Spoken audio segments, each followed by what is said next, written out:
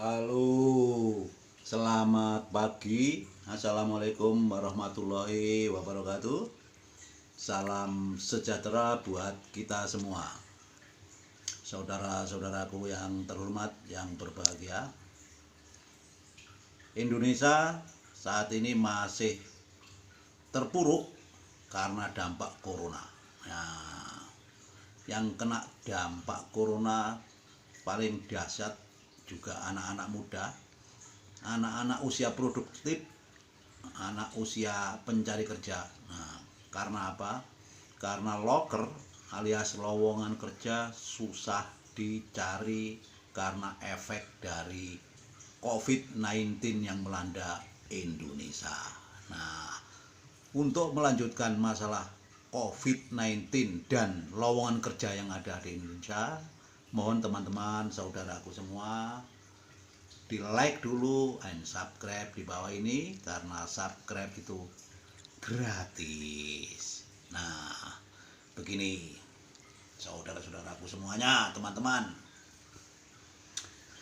loker alias lowongan kerja itu sebelum COVID memang susah dicari, apalagi sekarang ada COVID, lowongan kerja semakin susah. Karena apa? Karena perusahaan ataupun instansi yang biasanya menerima job-job kerja itu pada mengurangi karyawannya karena ya dampak corona tadi.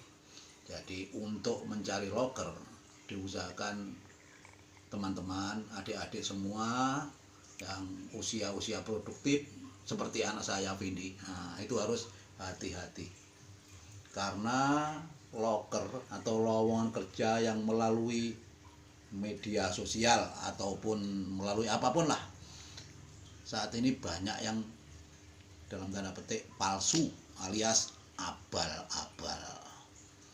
Ya karena Indonesia sudah susah, belum ada corona aja susah, apalagi saat ini kena corona. Karena perbandingannya orang pencari kerja sama lapangan kerja itu enggak berimbang. Karena apa? Setiap tahun anak-anak usia produktif, anak-anak lulus sekolah SMA, SMK, bahkan yang lulus sarjana masih banyak yang nganggur karena tidak cukup atau tidak mencukupi job-job kerja yang dibuka oleh perusahaan-perusahaan tersebut. Jadi untuk mengantisipasi agar teman-teman, dulur-dulur semua tidak terhindar penipuan dalam loker-loker media sosial atau media yang lainnya, mari saya jelaskan berikut ini. Ada banyak ciri-ciri lowongan kerja yang palsu alias abal-abal. Oke, kita kupas satu persatu.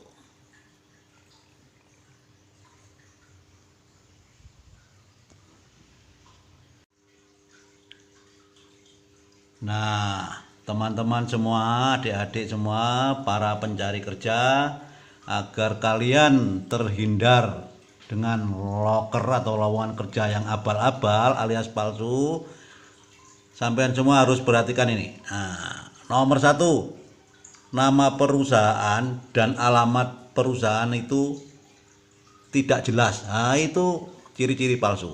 Perusahaan dan alamatnya ora jelas alias nggak jelas, tidak sesuai atau tidak ada di kota tersebut. Nah, itu nggak jelas. Terus yang kedua, Anda diiming-imingi dengan gaji yang tinggi. Misalnya begini. Nah, perusahaan X di kota A itu biasanya mengikuti gaji atau UMR, upah minimum regional, yang sudah ditentukan oleh perusahaan. Nah, misalnya ya di kota A itu gajinya 2 juta. Lah, kalian ditawari dengan gaji tinggi bahwa perusahaan X di kota A tersebut dengan gaji 5 juta ke atas. Wah, itu sudah abal-abal, palsu. Nah, yang ketiga, alamat atau nama email nggak jelas atau tidak kredibel. Ini saudara harus dicek betul, dicek kebenarannya nama-nama email ini. Banyak email yang palsu, abal-abal. Yang keempat, saudara melamar dan akan dipungut biaya administrasi. Nah, ini kan konyol. Nah, ini kalian harus hati-hati kalau ada lowongan kerja memungut biaya administrasi. Ini logikanya kan Anda mau mencari uang, mencari kerja, kenapa harus ditarik biaya? Itu nggak masuk akal, alias loker palsu, saudara. Yang kelima, alamat interview atau wawancara itu berbeda dengan alamat resmi perusahaan. Misalnya, perusahaan tersebut ada di kota Surabaya, sementara Anda disuruh interview di kota Blitar. Nah, itu nggak masuk. Nah, yang keenam, persyaratan sangat mudah. Nah, ini yang sering terjadi, persyaratan ini sangat mudah. Ini bahaya.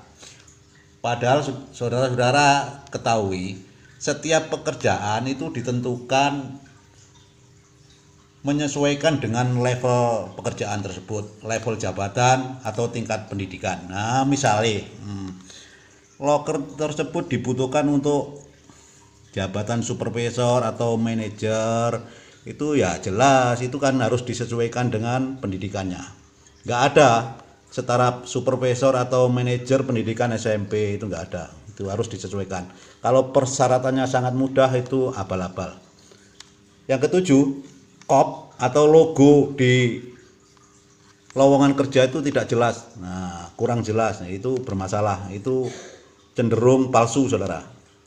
Yang kedelapan, jika Anda dipanggil tes atau interview itu panggilannya melalui nomor HP pribadi, bukan nomor telepon perusahaan atau instansi yang terkait. Nah, itu Anda harus curiga, itu kelihatan palsu. Nah, yang ini tadi, nama perusahaan dan alamat tidak jelas, terus sampean biasanya kalau di media sosial itu disuruh menghubungi lewat WA atau lewat inbox. Nah, itu bahaya, itu ciri khas lowongan kerja palsu. Nah, itu dari ke-8 ciri-ciri loker palsu, saudara. Mudah-mudahan adik-adik pencari kerja bisa memahami, dan ini sebagai bahan supaya tidak tertipu oleh loker abal-abal. Oke, terima kasih, selamat pagi, semoga bermanfaat buat semuanya. Assalamualaikum warahmatullahi wabarakatuh.